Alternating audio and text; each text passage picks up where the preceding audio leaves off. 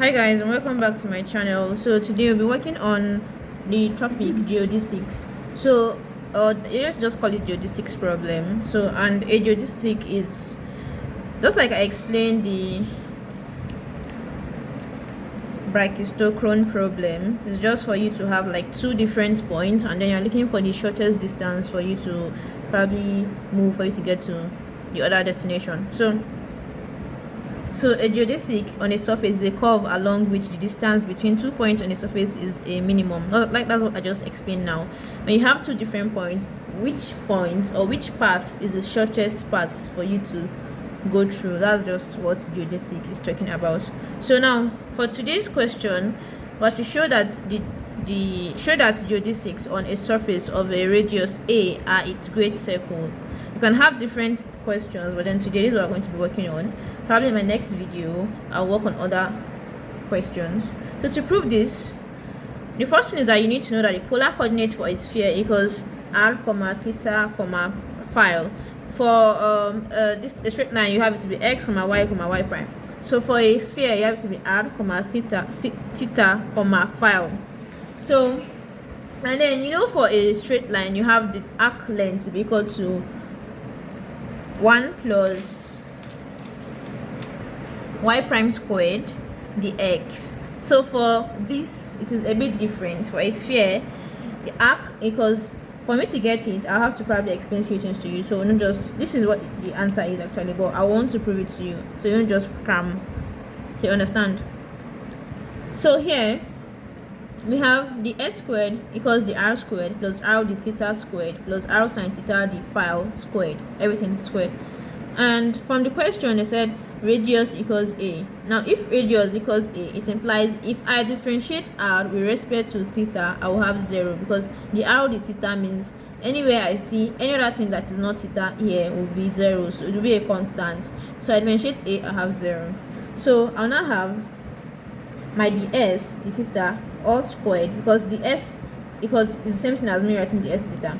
So the s theta all squared equals r squared, because the r squared equals 0, so I won't have to repeat this again. So here, coming here, I have r squared the theta over the theta all squared plus r sine theta the phi over the theta, r squared sine squared theta the phi over theta squared. Now I'll have the s the theta all squared equals, I factorize r squared. If I factorize r squared, I'll be left with 1 squared, because the theta over the theta equals 1 here.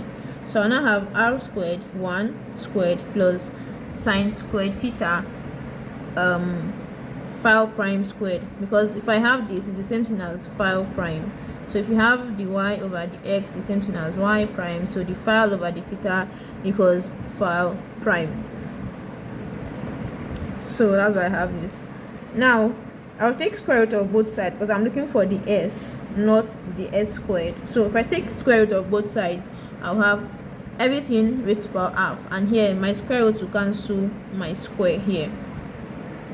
So I have the s over theta equals r squared 1 plus sine squared theta phi prime squared, everything raised to power half, because anything raised to power half is the same thing as square root. So if I have x raised to power half, is the same thing as square root of x. So then I'll have the s equals, because square root of r squared, if I have square root of something squared, it's going to be r squared, square root of r squared equals r, square root of 2 squared equals 2. So anything squared, the square will cancel your square root. So that's why here I have r outside, and I'm left with just 1 plus sine squared theta phi prime squared, everything is to power half, then multiply by, I cross multiply, so I have the theta here, because I'm only looking for the s. Recall that if you're working with arc length, just be the s equals square root of 1 plus y prime squared dx. So here now it's going to be the s. For the sphere, it's going to be the s equals r into bracket 1 plus sine square theta phi prime squared raised to power half the theta. Now I already have this. don't forget I said our r equals a, so instead of me having r again, I can just say this is equal to the s equals a 1 plus sine squared theta 5 prime squared everything raised to the power half d theta. So then I want to take the arc length between 2 points, so I'll take the integral. So my s equals a integral, oh, for the first one, sorry, I made a mistake, this should be integral from x1 to x2, something like that. So for this, we have to be integral from theta 1 to theta 2 of 1 plus 5 prime squared sine squared theta everything raised to the power half d theta, because I'm taking the arc length s between 2 points. Now comparing equation 3 with this, if I compare, like everything I'm explaining now is probably something I've explained before. So this, for example, this I've explained this before in my previous videos that I uploaded, so you can just watch the videos and get few things. Like for example, this I've explained this under calculus of variation and some provings that we did for Euler-Lagrange equation. So now if I want to solve this, or if I want to further explain anything under this, I'll have to use this. So then I have to compare equation 3 with this. So if I compare, I notice that 1 plus 5 prime squared sine squared theta everything raised to the power half is the same thing as, or it is equivalent or equal to f into brackets theta comma 5 prime. So that means we have f into bracket theta comma 5 prime equals 1 plus 5 prime squared sine squared theta everything raised to the power half. Now to solve this, we need Euler's Lagrange equation, and if you're having problem with Euler's Lagrange equation, please you can just watch a few of my videos. I've uploaded something regarding this before, first, second and third Euler's Lagrange equation. So today I'll be using the first form of Euler's Lagrange equation to prove this or to solve this. So now normally you have your Euler's Lagrange equation to be that f di y minus d dx of that f di y prime equals 0. But because I'm dealing with phi theta and phi prime, so I'll relate it with this. So instead of me having x, my x will take the form of theta, my y will take the form of phi, and my y prime will take the form of phi prime. So I'll now have this to be equal to the f di phi minus d the theta of the f di phi prime equals 0.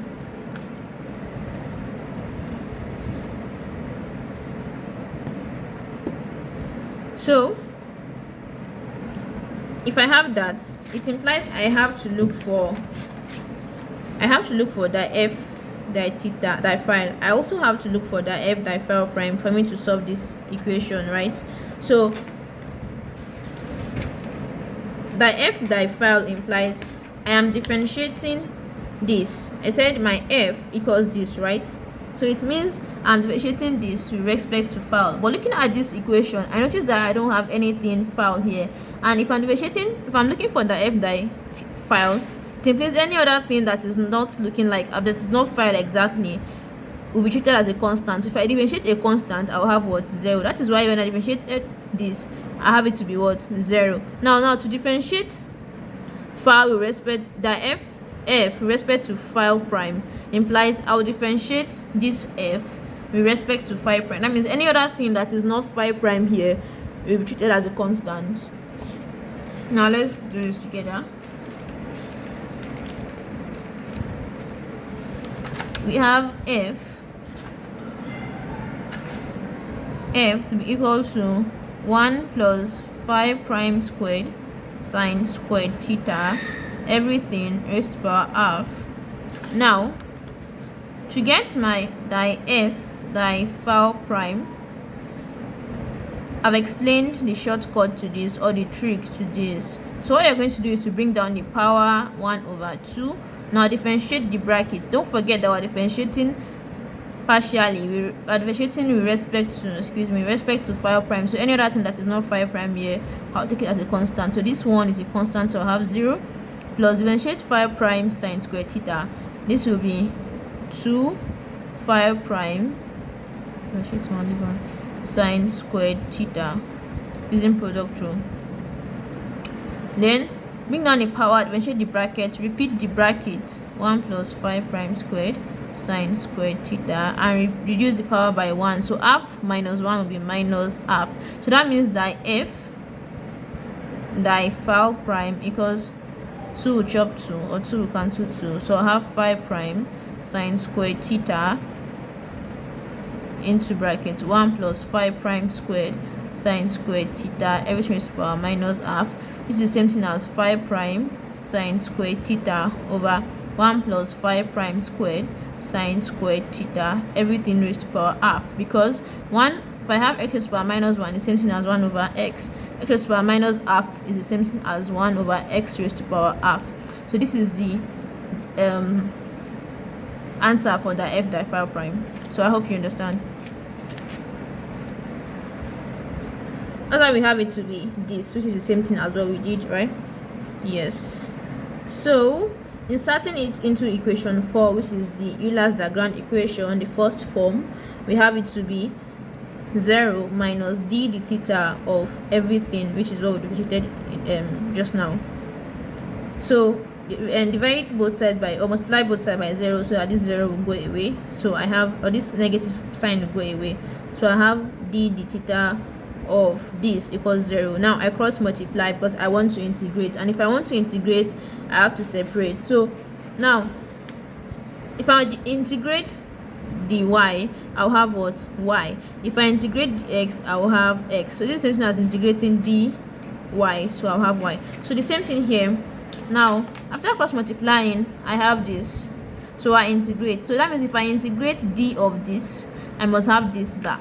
That's why I have this. And no, I said it's the same thing as this. Now when you bring it down you have this, so equals to, if I integrate 0, I'll have 0c, or 0 file. So of course I'm integrating with respect to theta, this is 0 theta plus c. So 0 times theta will still give you 0, so I've left just c. So now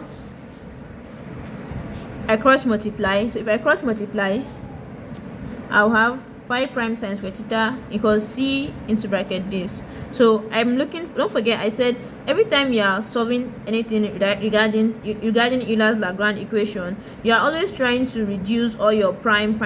You don't want to see any prime, you don't want to see dy dx or the theta, the phi, the theta, or anything. You just want it to be phi, you want it to be y. You don't want to have any you want to reduce a differential equation to a normal equation. So here now I'm having phi prime squared caged inside this half, right? So I don't want it to be inside this half anymore.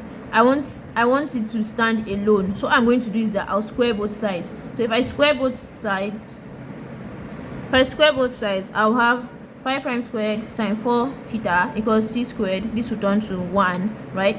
So now I can open the bracket. So if you open this bracket, you have brackets. You have c squared plus c squared phi prime squared sine squared theta. So now I collect like terms because I want to take phi prime to stand. I want phi prime to stand alone. So if I'm doing that, I'll have phi prime squared sine 4 theta minus c squared phi prime squared sine squared theta equals c. So now what is common is phi prime squared and sine squared theta. Like I can factorize that out. So if I factorize that out, I'll be left with sine squared theta minus c squared. So notice that when you open this bracket, you have this one back, so equals c squared. So now I want phi prime squared to stand alone. Like I said, I want to try to reduce this phi prime squared or phi prime to just have phi. I don't want to have di theta, or di theta, excuse me. So here I'll have to, now this is also in a square. I don't want it to be in a square, so I square root both sides. So if I square root both sides, I'll not be left with phi prime alone. So if I have phi prime now, so that means if I have phi prime,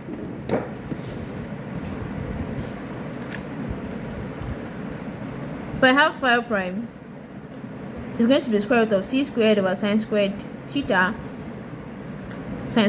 minus c squared. So now square root of c squared will be c, square root of sine squared theta will be sine theta, then I have sine squared theta minus c squared. Now this will still be in a square root too, and you know square root is the same thing as everything raised to the power half. So here I'll have c over sine theta into bracket, I want to make this one, like, I want to make sure I have 1 minus c squared sine square theta. So I kind of manipulate using mathematics. So here I just notice that if I open this bracket now, I'll have this back. So it's just kind of me trying to look for a way to make sure I have what I want. So here I'll have sine squared theta minus, if I open this bracket now, I'll have this back. Notice sine squared theta times 1 sine squared theta. This times this cancel this, so I'll be left with this back. So you see, it's the same thing, but I just want to try to manipulate and then get what I want. So here I'll have phi prime equals c sine, this is raised to the power half, right? That is like square root, not even like, it's equivalent to square root. So if I have sine squared theta raised to the power half, it's the same thing as sine theta, because square root will cancel the square. So I'll have, so this will be equal to c over sine theta, then 1 minus c squared over sine squared theta raised to power half, right? So now this times this to give you sine squared theta, then I have 1 minus c squared sine theta raised to power half.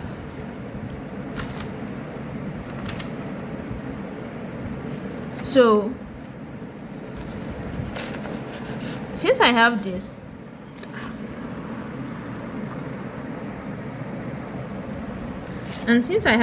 it implies 1 over sine squared theta is the same thing as cos squared theta. So I'll have this entirely to be c cos squared theta, everything over 1 minus, this is the same thing as, I said 1 over sine squared theta equals cos squared theta. So I'll have 1 minus c squared cos squared theta, everything raised to power half. So I can now have phi prime equals this.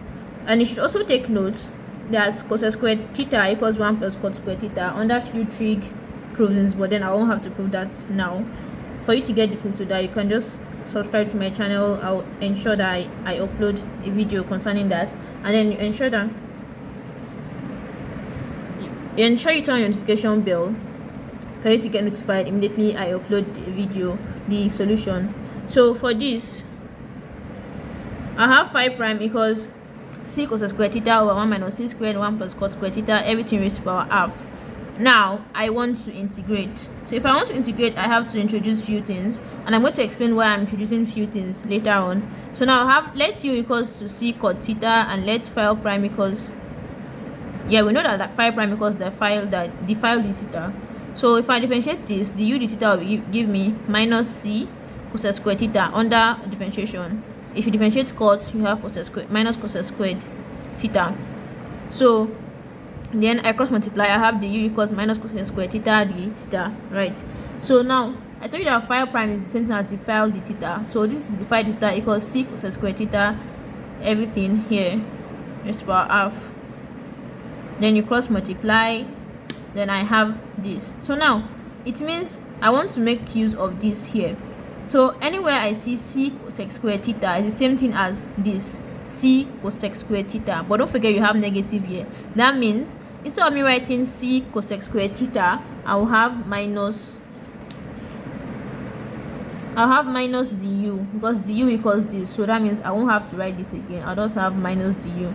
Now I have over 1 minus c squared. Use c squared to open the bracket. I have 1 minus c squared minus c squared cot squared theta, everything raised to power half. Then I'll now, so don't forget I said you should let u equals c cot theta, right?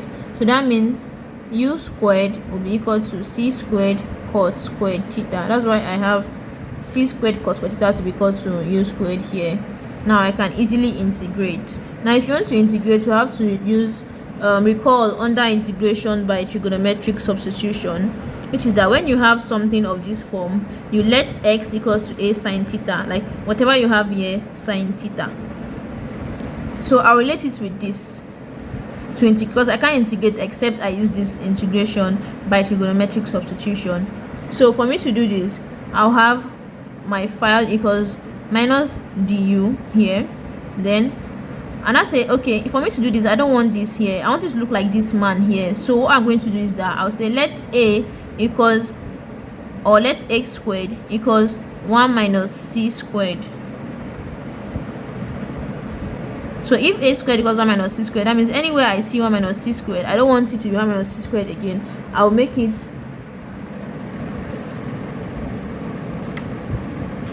I want it to be a squared, so that's why I have it to be phi prime or phi equals minus du over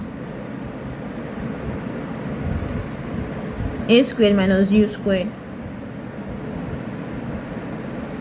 So I have it to be, now I have u equals a sine theta, right? Like I said, under trigonometric substitution, u equals a sine theta, then the theta will be a cos theta. Differentiate sine, you have cos, then theta. From here I can make that subject of the equation or the formula. So I have theta equals, divide both side by sine, I have sine inverse of u over a. So then I said du equals a cos theta d theta. That means I have everything I want, so I use all these ingredients to cook this food. So I now have phi equals minus, instead of du is this, right? So minus a cos theta d theta and over a square root of a squared minus a squared sine squared theta, because I said a squared minus what's your u, this, so your u squared will just be a squared sine squared theta. Then I'll have it to be a cos theta d theta over, I factorize from here, and this will be a squared into bracket 1 minus sine squared theta, everything raised to power half, and this half will cancel a. I'll still have 1 half here, just like square root. So that's why I have it to be a 1 minus sine squared theta, everything raised to power half, and this will be the same thing as 1 minus sine squared theta is equal to cos squared theta, from cos squared theta plus sine squared theta equals 1. So 1 minus sine squared theta will give you cos squared theta. That's why I have it here. But don't forget it has square roots, so this square root cancel the square. That's why I'm left with this. So we left with, if you cancel this, you will left with 1. So minus integral of 1 d theta will give you theta. Don't forget the minus, so you have minus theta, then your plus k, your constant. And don't forget, from here we said our theta equals sine inverse of u over a. So that means when you integrate phi, you have like phi prime, you have phi equals minus sine inverse of u over a, which is minus sine inverse of u over, what's your a? Don't recall that your a squared equals this, so it implies your a equals square root of 1 minus c squared. That's why I have it to be minus sine inverse of u over square root of 1 minus c squared plus your k. That's the integral. That's what you have as phi. But then we're not done with the solution.